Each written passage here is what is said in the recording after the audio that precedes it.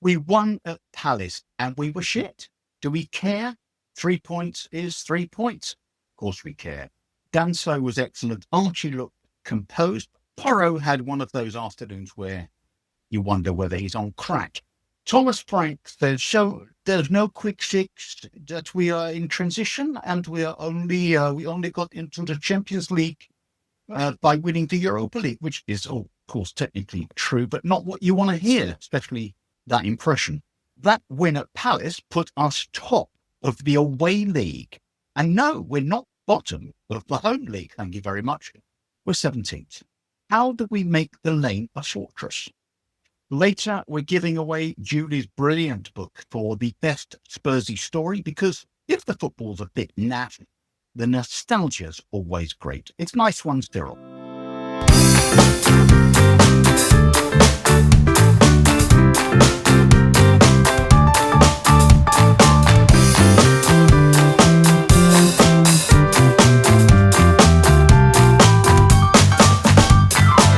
Nice One, Cyril.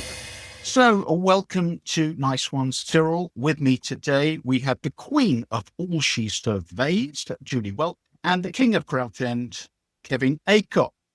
So, why don't we get straight into it with that spectacular win at Crystal Palace? Wow, we were good. Julie, what about it? Well, I have to say that last night I slept much better than I've slept for a long time, because Spurs got 3 points and they won. And honestly, I don't give a toss that it was a really, really, really dire game. And in fact, when I looked at it later on Match of the Day 2, it wasn't so bad because they'd cut out all the shit bits. I thought it was really good. And I thought Richarlison, and Simon, I know you say I've got a Richarlison fetish. I thought Richarlison was fantastic. And what else can I say? Lovely little cameo from Odebear, the divine Archie Gray.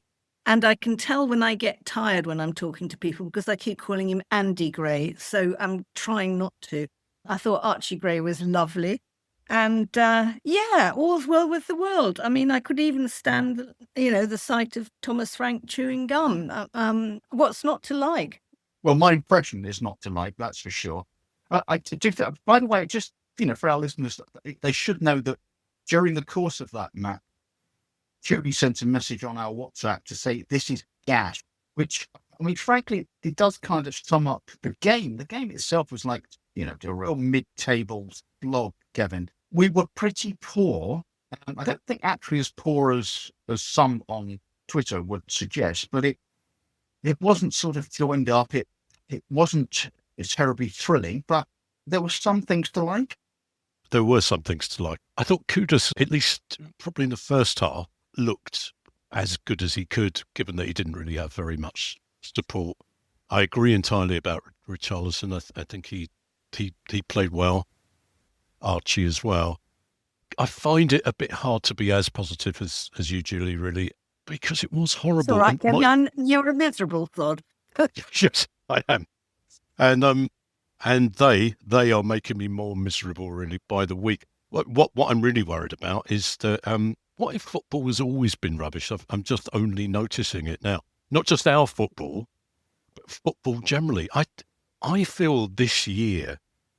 Do you know what I said to someone the other day? The only team I've been impressed with that's played us, and I hate saying this, was Chelsea.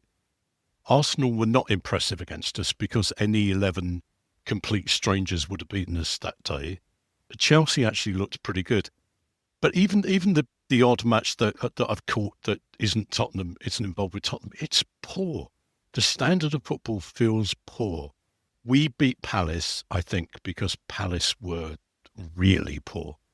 We were the better team. I do think we deserved it. I think we were marginally the better team. Richarlison was a little bit unlucky. I'm not sure it was just poor judgment. I think he was a little bit unlucky with the offside calls. Overall, I was pleased we got the 3 points. I'm just not convinced we're going to get 3 points against Brentford. Well, exactly that. I just wonder whether 50 years of watching Spurs has just lowered your expectations about what you can expect from football in general. Yes. And therefore, the bar is very low for you, Kevin. And I know what you mean. I'm watching other teams, although I have to say, I watched the Sunderland Leeds match before our match, and the quality wasn't great, but it was fantastically intense and exciting, and two teams going for it. And Leeds actually, I thought, better side. Yeah, they were. They were good, and we're playing Sunderland in not too far away, and it makes you wonder: are they good? Are they riding the sort of crest of some emotional waves? Well, listen, we'll come to that closer to the time. Let's have a little chat about Richie, Julie. Now, he is your lover boy. We know that, but I actually thought he was pretty good. As Kev says, he was a bit unlucky with those 2 goals. What pleased me actually most about those 2 disallowed goals was both were the result of pretty good move. He was very close to the goal, but he adjusted himself well and finished well. And that not been his, he's the guy who scores worldies from, overhead kicks and from the halfway line and that sort of thing. He's not the clever little finisher and close in, but he's pretty good. Steve Perryman, who I was chatting to earlier today, as one does. There we go. Name dropping. Yeah, sorry. He raised a very good point. This was actually about Archie's goal.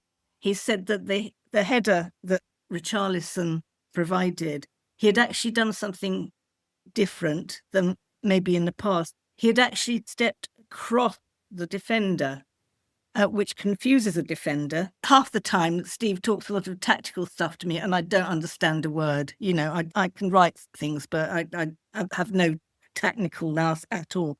But he explained that if a striker steps across a defender, when the defender is actually just used to sort of snuggling up to him and in the same sort of line, they get confused. And I think that was probably one of the nicest, well, it was the nicest move of the game, but it was very nice to see that sort of cunning little movement by Richarlison.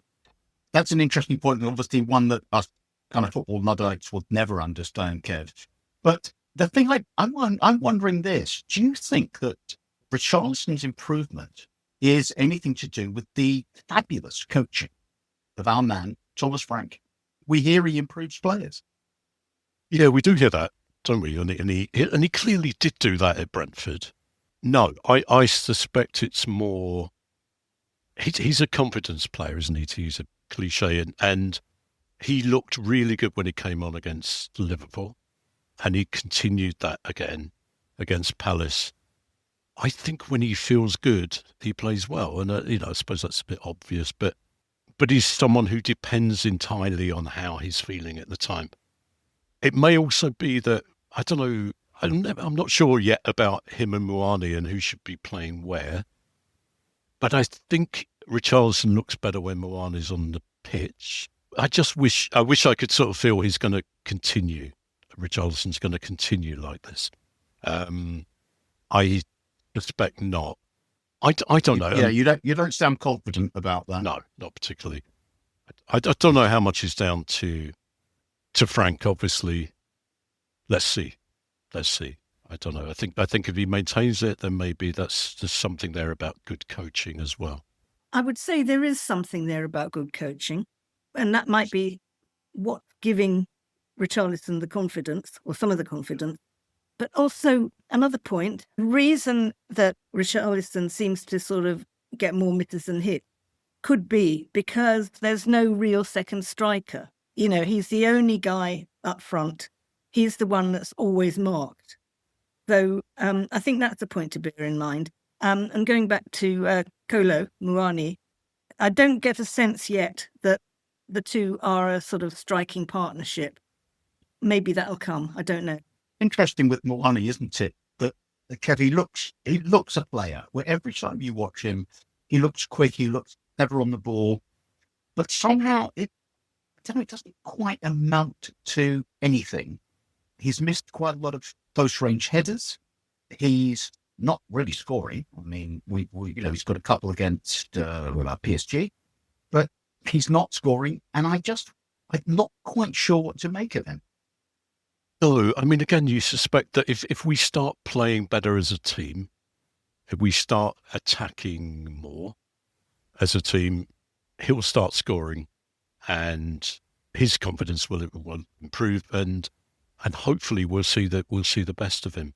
I think you're right. I think we're just seeing the odd glimpse of a very good player, but it is only the odd glimpse at the moment. Julie talked about Odegaard coming on. I mean, he really was a breath of fresh air. He attacked people, and arguably, yes. I mean, but at that point, Palace were having to commit a bit more going forward, and he had perhaps had a bit more space, but he went at people, and it was so telling, wasn't it? That actually, do you know what? If we run at people and cross balls and do stuff like, proper teams, we can look dangerous. He was. I just don't know whether he can do that as a starter. What do you think, Julie? I'm all for giving him the chance because, to use a cliche, there's a player there. What struck me as well was that, he's one of the survivors of last season, like Richie, like Dragusin, who we saw a bit later on, and indeed like Porro. I got a sense of a team there, which I hadn't had before. I don't know what that was to do with, but I think there was something about the enthusiasm of Odegaard, Porro, and those other people. Yeah. Listen, we know who you mean. There is a sort of team germinating there, and some of the key players were operating yesterday in a way that they haven't been before. And it was interesting as well, I think, that I won't say we played well, but we didn't miss Romero, I don't think. Danso was fabulous. I was going to bring that point up because I mentioned this, didn't I, on our group, that I felt defensively we looked solid, or let's not say rock solid, because the first 20, 30 minutes were a bit streaky. But after that, we repelled everything. And Danso was at the centre of that, Kev. He looked, what was that game where he made 18 headed clearances or something? He's better than just a big lump as well, isn't he? He's mobile. He is. He's pretty quick. And there was a moment late in the game when he took a long throw and the ball came back to him and he managed to get down the wing and cross with his left foot. And it was, like shelling peas. He did it so well. And I think he's a lot better than people think he is. And so we have to question whether, we swap Romero's, line-breaking passes and lunacy for this guy's steadiness. What do you think? Yeah, I like his steadiness, and I like having a steady defence. And I'm not sure with Romero we're ever quite a steady defence, even if he does open things up a little bit more than Danso can in terms of going forward.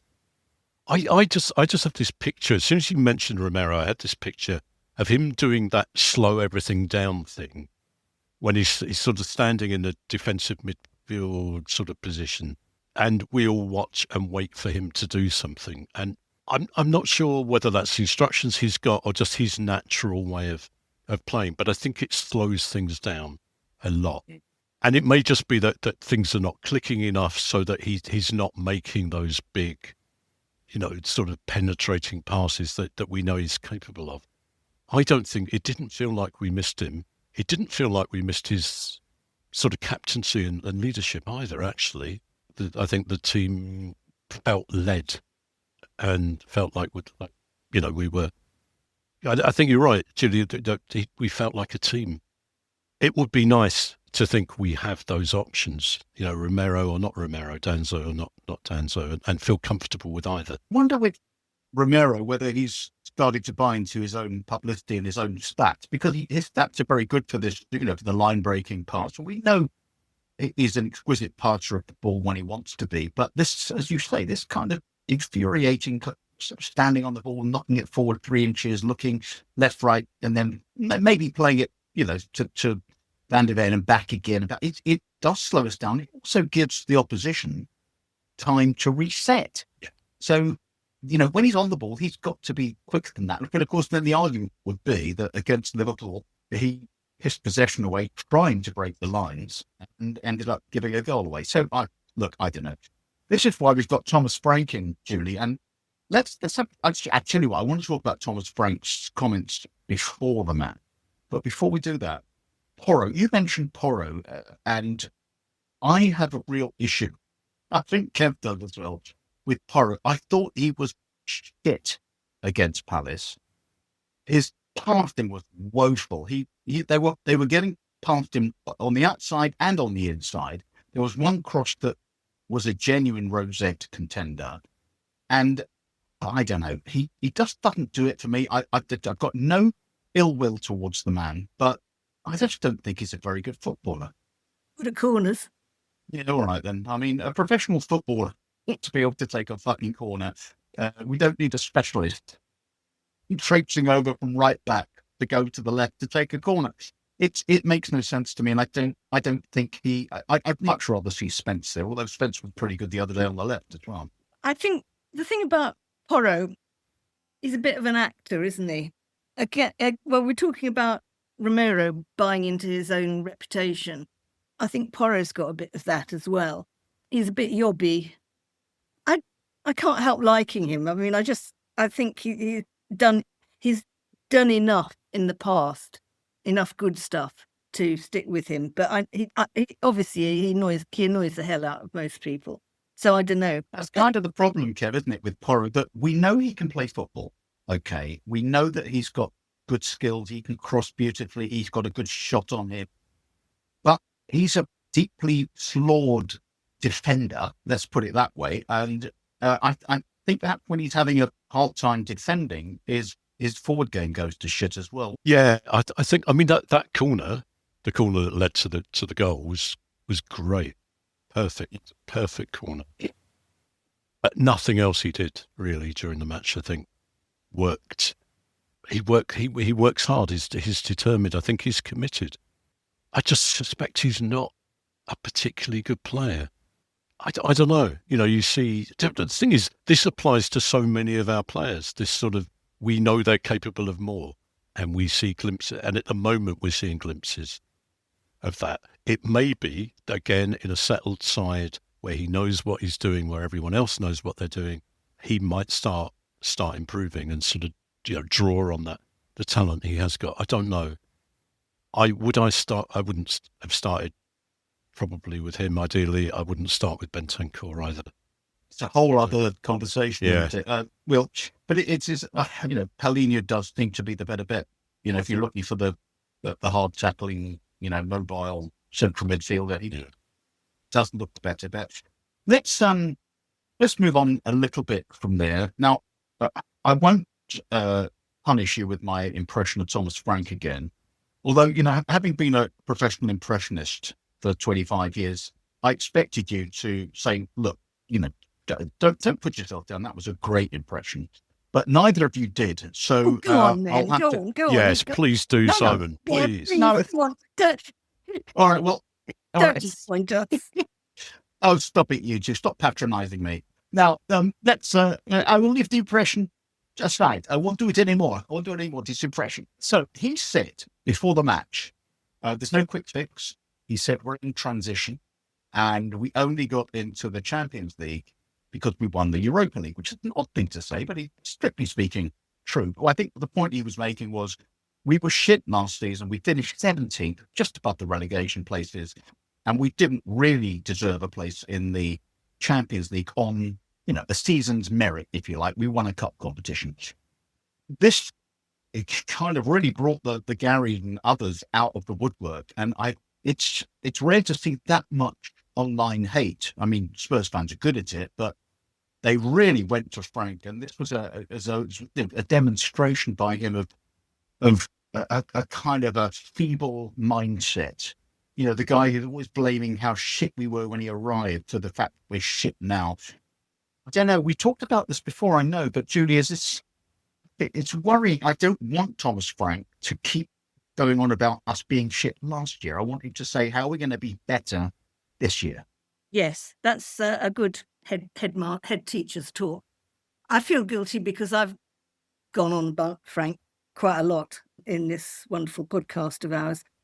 My theory is that now that Levy has gone, we need somebody else to hate. So Thomas Frank fills the Levy void, and he's not a very inspiring kind of speaker at media conferences. And he seems to, I mean, I suppose you just get a bit fed up if you have to do them all the time.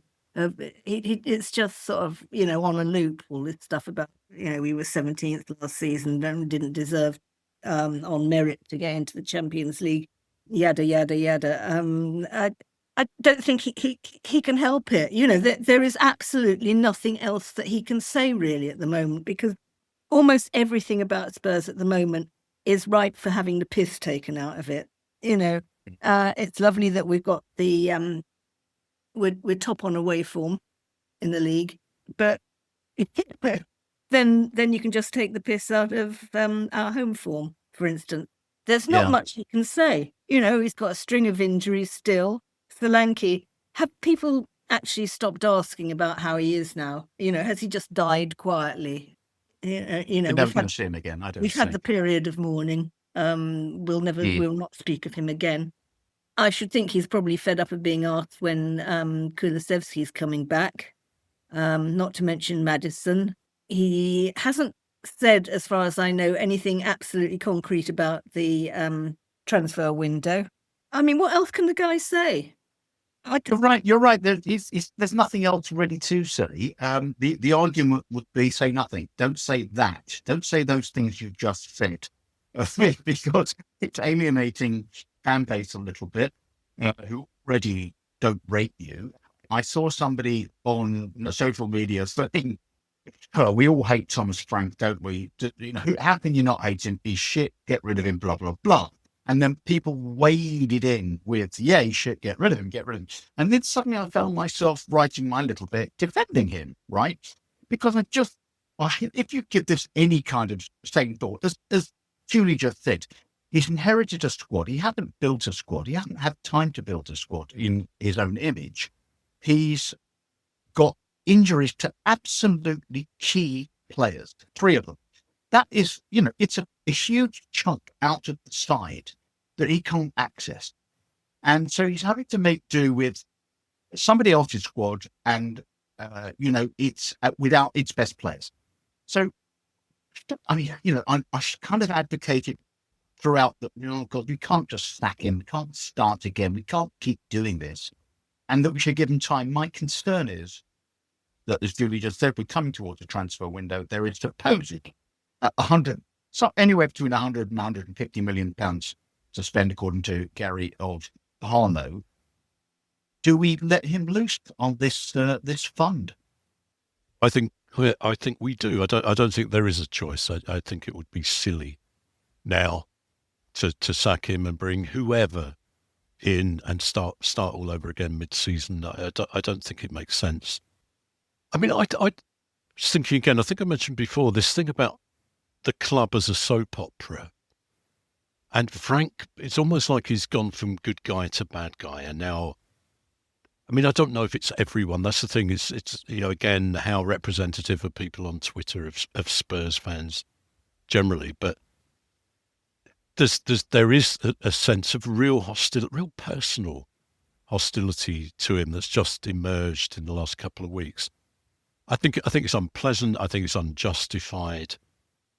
Now, the extent to which that actually affects the decision makers, I don't know. I mean, how much do they take notice of Twitter? How much do they take notice of Gary from Harlow or you or me? I don't know what actually. Well, you, I'm sure they listen to you. Well, obviously, I was just being kind there, really. But yeah. Yeah. How would you make the decision if you were on the board? You would make the decision on. Well, I don't know. I actually don't know the answer to that question, because is it a short-term decision or a longer-term decision? The longer-term decision says keep Frank, I think, at least till the end of the season, and spend the money to improve the squad or to improve the team. I don't know. There is something unpleasant about the way a lot of Spurs, and I've actually got rid of, I think, most of the unpleasant people from Twitter. I try not to follow them, and I sort of block people who are too extreme. But even then, even some of the brighter, better people are still very, very anti-Frank. And I think Julie's right. I think that maybe we have a need for we have a need for players to have a go at personally. Richarlison's often on the end of that. And we have a need to have a go at someone in authority, and we haven't got Levy anymore. Yeah, I mean, I find this ad hominem abuse just so vile, and it's unnecessary. I don't know whether the abusers are people who feel that name calling. It's Trumpian, isn't it? Let's call him a name. Let's undermine him as a human being, and let's not worry about what he's doing professionally, and let's not give him any excuses, as I've just done, or if you like, explanations or reasons for why we are where we are with it. It is nasty. The board cannot be unaware of fan sentiment. And do you think there's a point at which, if the disgruntlement seems to be pretty universal, that the board just says, look, we can't hang on to this guy because the fans hate him. It's going to undermine the team. It's going to undermine unity, and the players will stop playing for him, and we just have to let him go. Well, certainly when Levy was in charge, I think that fan sentiment played a big part in decisions. I mean, you have to look at the sort of discussions around Maureen towards the end of his regime, and Antonio towards the end. All this, the way they were going on about, they were bringing in Ange, new sort of face, back to the old Spurs DNA, all that sort of stuff. Now, maybe it's different because Levy's gone, Donna Cullen has gone, so there's a different sort of attitude maybe. And I don't know if people have been paying attention to the supposed kind of flouncing out of Paratici to Fiorentina, and now he's back apparently, sitting in the stands with VV, whose name... It's curious, wasn't it? Yeah. I mean, what was that about? I mean, if you want soap opera, it's right there, isn't it? I mean, maybe the reason that Paratici apparently was flouncing out was because he told them to sack Thomas Frank, and they told Paratici to do one. So I don't know. We know nothing. But we just that suggests commitment to Frank. I'm not sure I quite buy that story. Paratici stamping his feet and saying, "Get rid of this guy and I'll stay." I don't think he wields that kind of influence at the club. But what do I know? None of us really know, or will ever know, the machinations of that this club. Let's move on a little bit. Julie mentioned it just before, Kev. We are top of the away form league right now, which it seems just ridiculous. We're 17th, and not bottom. We're 17th at the home form league. It's hard to believe there are teams below us in home form, but there are. But what can we possibly do? Why is the Lane not the fortress? Here we are, 62,000, magnificent stadium. Do you think it's anything to do with it almost inspiring away teams, or are we just shit at home for some reason that we've yet to ascertain? No, I don't know. I mean, I think the easy thing is, which has been done, is to blame the fans and somehow the lack of support at home. I mean, if I was honest, I still don't quite see the new, whatever we call it, Tottenham Hotspur Stadium as home. It still doesn't feel quite right. There's been a couple of times where I haven't taken up my usual seat. I've been elsewhere in the stadium and not quite sure where I am. And it doesn't quite feel like home yet. Maybe that's true for other people. Maybe that's true for the team. I don't know. It still doesn't really explain such a poor record, does it? It's, and it's hard not to blame Frank. I'm trying not to be hypocritical here, but it's hard not to blame the way he sets us up at home, setting us up in this sort of relatively negative way away. Is almost bound to work better than doing the same at home, and at the moment is sort of suiting us away. I think he's been too risk averse at home, and that's just unfortunately done the opposite of what he's trying to do, and it has inspired the other team.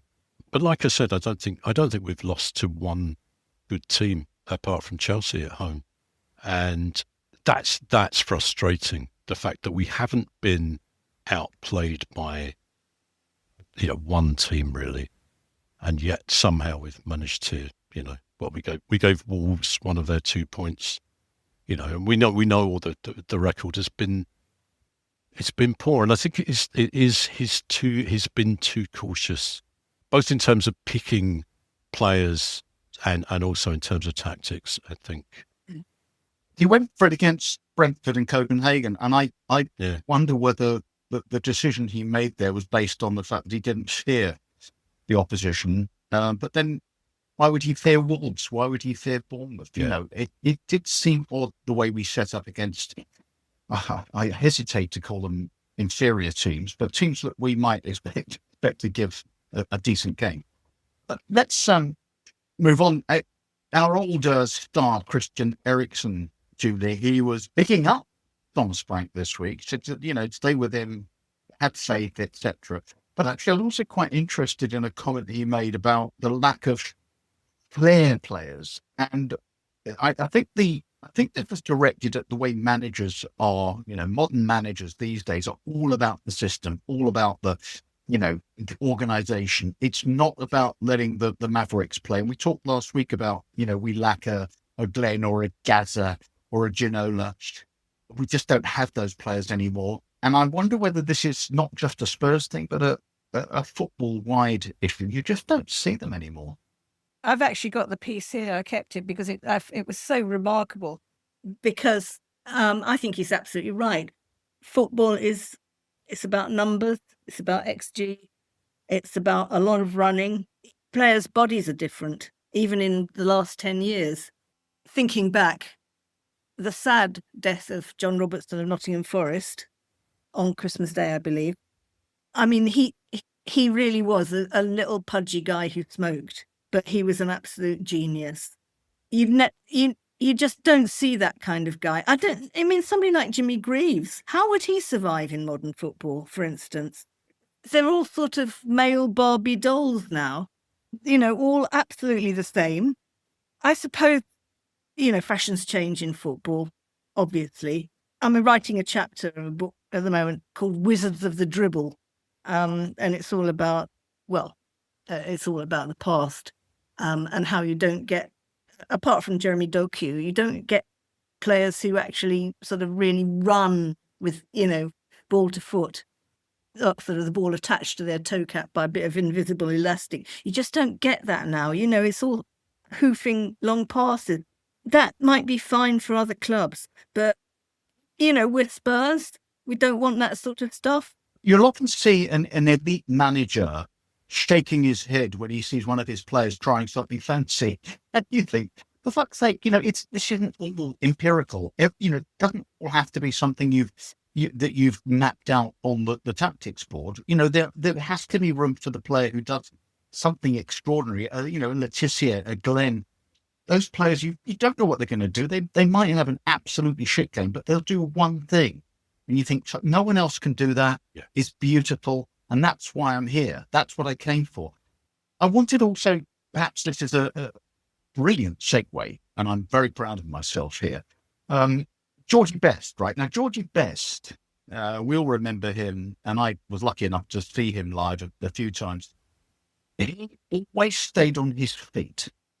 He invited Chopper Harris and, Paul Reaney to hack at him. And they would hack at him and he'd lose his punch and he would stay on his feet because to him, it was about showing that hacker that he was better, that skill trumped flogging. Okay.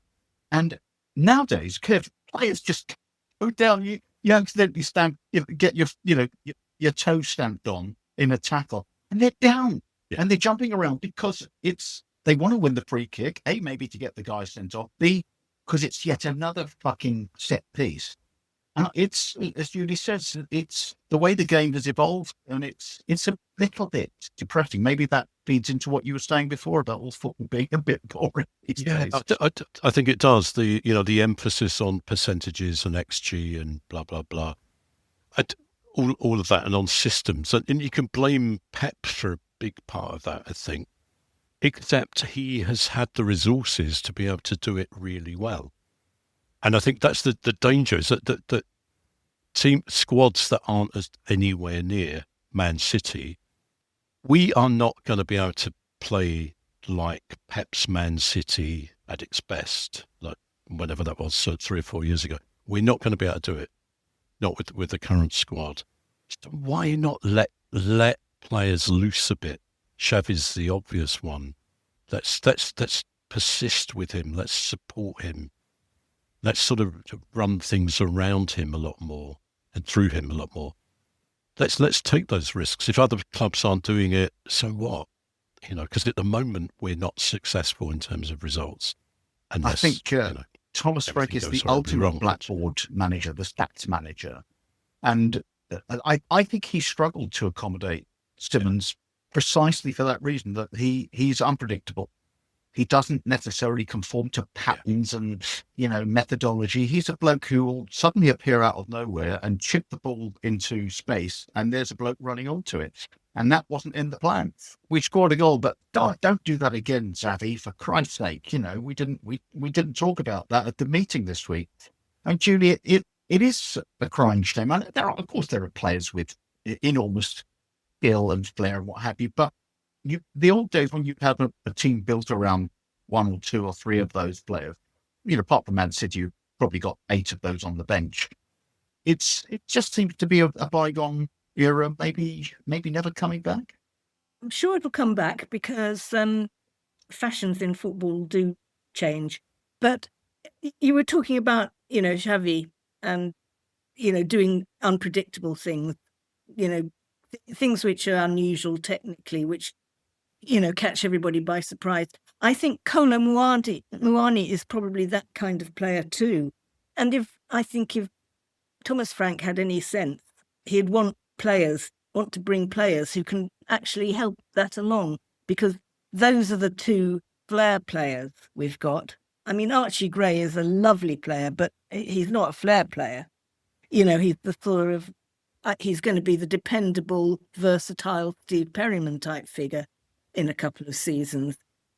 I don't see Berrival as a flair player. He's good at what he does, but you don't get that little bit of excitement when he gets the ball. The other thing I think that's gone out of the game a little bit is long distance shooting. Now, allegedly, Kev, Thomas Frank does not encourage shots from outside the box because, of course, he wants to walk it in using methods A to J. And that's how it operates, right? And there's nothing better, in my view, than a 30-yard shot that arrows into the top corner. I'm not sure we've got players who can do it, but I don't know, is that another skill that's being kind of weeded out? I don't understand really the approach of saying, if it's the case, saying to players, I don't want you shooting from distance. That is what football's all about. It's about that imagination and creativity and doing the odd thing that no one's expecting, and it's having a go from 25 yards. That's how the good teams have always done things. They've always done both of those, the successful teams. So I don't get why we wouldn't do that. I was just thinking nostalgically of Harry Kane and those sort of wonderful screamers that he used to come up with, and that wasn't so long ago. But also, I will say that you're talking about, shooting from, outside the box, from far out and things like that. The game, although we didn't win, we only drew. The game I've most enjoyed watching this season was the draw up at St James Park, and that fantastic bicycle kick from Romero, which was it just came out of nothing.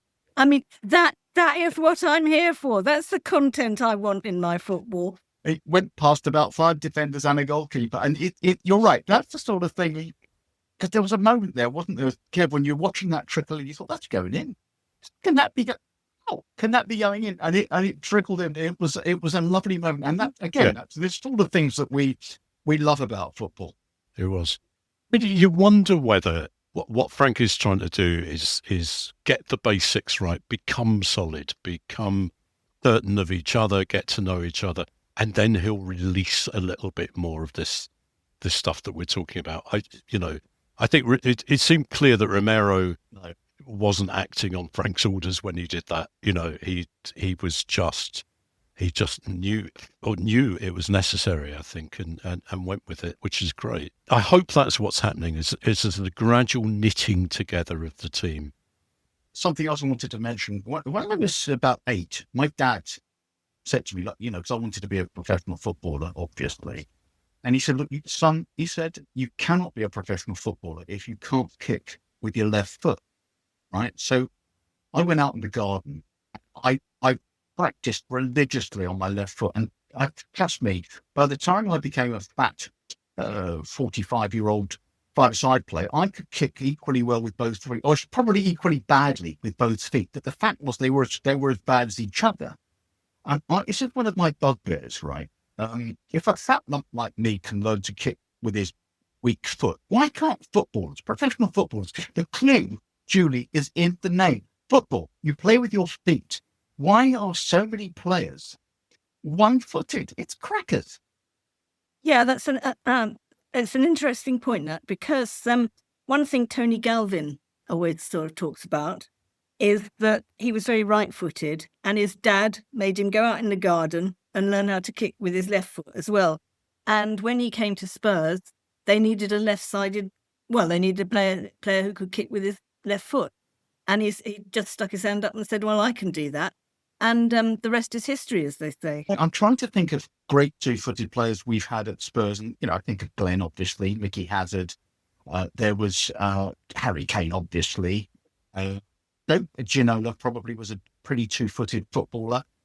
But really, I'm thinking now, Audebert doesn't seem to mind going on his left. But, we've got a right-footed left-back who can't really cross left-footed. I mean, he's brilliant, but isn't that crazy that a footballer can't cross the fucking ball with one of his 2 feet? I don't get it. I don't know enough about the sort of the physiology and the neurology and all the other ologies that are involved in footedness. I'm guessing having a preference is almost universal, and finding one easier than the other universal. But as you say, it's possible to learn with practice. But at what age does that need to be done? I mean, Maradona never kicked the ball with his right foot, but you're talking about an absolute genius with one foot. Also, he had special rotational ankles, so that he could get the angle with the one foot. That's a whole new concept for me. Yeah, that's a cracker. Good Look, I tell you what, thinking. we're coming towards the end of the podcast today, and thank you everybody for listening, and thank you for listening in numbers, because our numbers are great, and we really appreciate that. And tell all your friends to tune in to Nice One Cyril.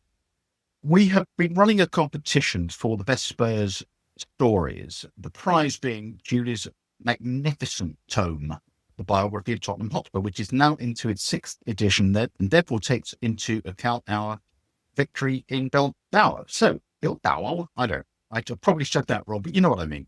And we kind of narrowed it down to 2.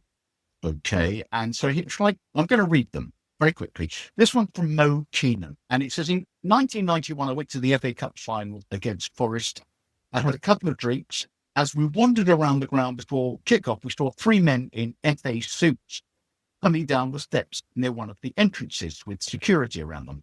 So Mo stopped one of them politely and proceeded to go into a bit of a rant about the distribution of tickets, how unfair it was that so few real fans got to see the final. And the guy she was ranting at politely, he gave her a big charming smile and said, I totally agree with you, love, but there's nothing I can do about it.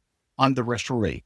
So it turned out to be Roger Milford, who was a lovely man. And, of course, famously in that cup final, failed to send Gascoigne off before he did his knee. So maybe Milford's got a lot to answer for.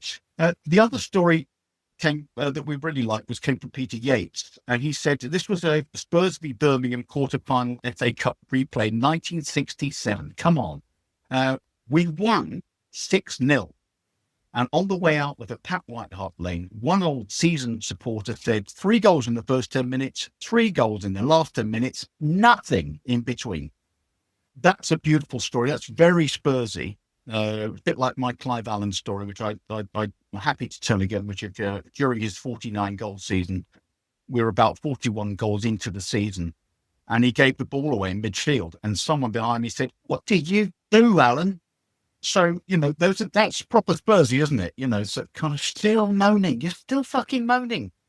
So I put this to Julie, and Julie decided they should both win. And so Mo and Peter, you're both going to win a signed copy, no less, of Julie Welch's magnificent book. So there we are.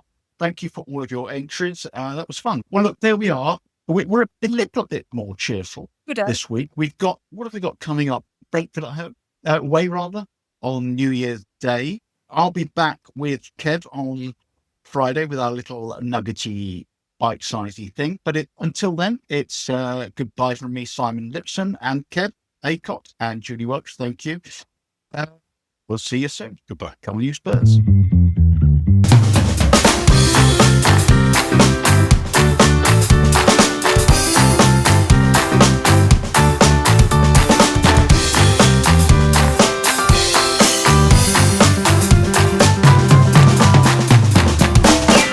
Nice one, Cyril.